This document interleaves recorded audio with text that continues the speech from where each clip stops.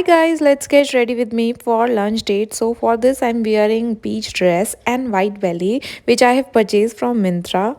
And now comes the hero ingredient of my skincare routine, that is Wow Skin Science SPF 55.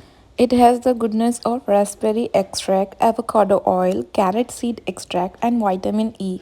Use three finger method while applying sunscreen, and yes, massage until it is fully absorbed in your skin. Guys, Wow Skin Science Sunscreen SPF 55 protect your skin from dehydration.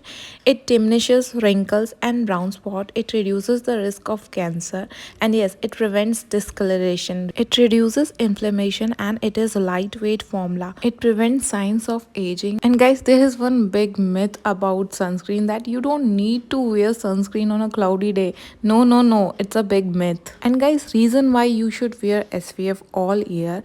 Why? Because it prevents sunburn. It can protect your skin from pollution. Not only this, it moisturizes your skin, and yes, before makeup, prime your skin with sunscreen and start a skin safe trend. It also blur imperfection, so invest in your future skin. Wow SPF is BFF. Keep your skin protected all year long.